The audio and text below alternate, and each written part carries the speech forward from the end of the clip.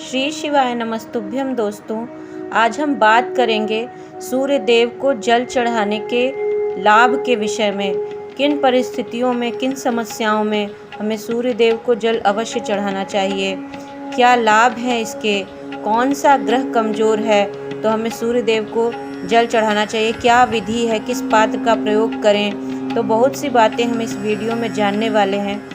तो हिंदू धर्म में सूर्य देव को जल चढ़ाने का विशेष महत्व बताया गया है।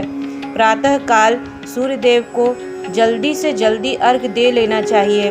सूर्योदय के समय ही सूर्य देव को यानी उगते सूर्य को जल देने का विधान बताया गया है।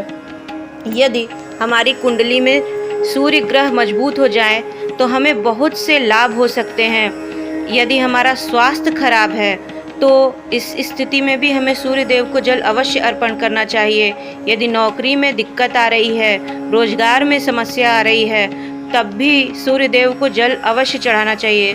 वैसे तो हर व्यक्ति को प्रतिदिन उगते सूर्य को जल जरूर देना चाहिए। जिस तरह से चंद्रमा मन का कारक है, उसी तरह से सूर्य हमारी आत्मा का कारक है। और सूर्य एक प्रत्यक्ष देवता हैं, अर्थात जिनको हम सीधे अपनी आँखों से देख सकते हैं। इसलिए सूर्य देव को जल जरूर चढ़ाना चाहिए। और इसके वैज्ञानिक भी लाभ हैं, जैसे कि ये हमारे स्वास्थ्य को अच्छा करता है। सूर्य की रोशनी जब जल से पार होकर हमारी आँखों तक पहुँचती है तो हमारे नेत्रों की ज्योति बढ़ती है, हमको विटामिन डी प्राप्त होता है, हमारा हृदय मजबूत होता है। तो इसके वैज्ञानिक लाभ भी हैं। तो किस पात्र से सूर्य देव को जल दें, तो प्रयास करना चाहिए कि हमें तांबे के बर्तन का प्रयोग करना चाहिए। तांबे के लोटे में हमें सूर्य देव को जल चढ़ाना चाहिए। लेकिन यदि हमारे पास नहीं है तब इस स्थिति में हम पीतल के लोटे का भी प्रयोग कर सकते हैं, या स्टील जो भी है हम उसमें जल चढ़ा सकते हैं। किंतु यदि तांबे का पात्र है तो हमें उसी में सूर्य देव को जल चढ़ाना चाहिए। सूर्य देव को जल चढ़ाते समय हमको जल में रोली, अक्षत, लाल पुष्प और गुड़ अवश्य डालना चाहिए। पूर्व दिशा की ओर मुख करके सूर्य देव को जल चढ़ाएं।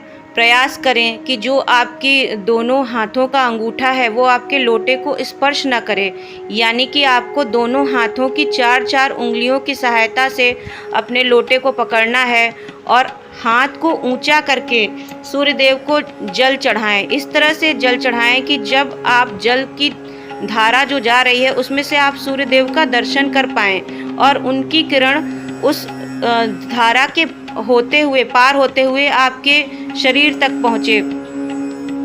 जल सीधे एक बार में आपको नहीं चढ़ा देना है। जल को जैसे आपने थोड़ा सा जल चढ़ाया, फिर रोक दिया, फिर चढ़ाया, फिर रोक दिया, इस तरह से 3 बार में जल चढ़ाना चाहिए। किंतु यदि आपको जल चढ़ाने में बहुत देर हो जाए तो एक अर्घ प्रायश्चित का माना जाता है। तब ऐसी स्थिति में आपको 4 बार में अर्घ देना चाहिए। इसके पश्चात आपको अपनी ही जगह पर घूम लेना है।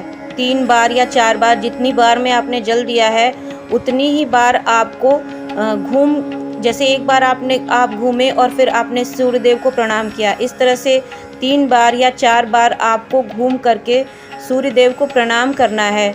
इसके बाद आपने जहाँ जल दिया है उस मिट्टी को आपको उठाकर अपने माथे पर स्पर्श कराना है, प्रणाम करना है। थोड़ा जल लोटे में बचा लेना चाहिए और उसको प्रसाद के रूप में उसका आचमन करना चाहिए। सूर्य देव को जल चढ़ाते समय किन मंत्रों को हम बोलें, तो कुछ सरल मंत्र हैं, जैसे ओम सूर्याय नमः, ओम गृणीः सूर्याय नमः, ओम आदित्याय नमः, ओम भास्कराय नमः, ओम मित्राय नमः। इनमें से किसी भी मंत्र का आप भगवान के सूर्य देव के नामों का आप उच्चारण करते हुए जल दे सकते हैं। इसके अलावा आप गायत्री मंत्र को भी पढ़ते हुए जल दे सकते हैं।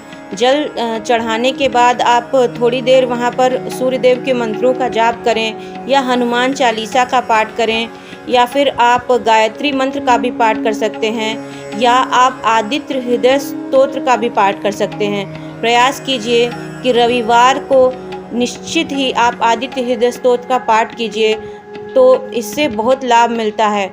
विशेषकर जिनको नौकरी में दिक्कत आ रही है वो लाल जल यानी कि रोली ज़रूर डालें अपने जब आप जल चढ़ाएं।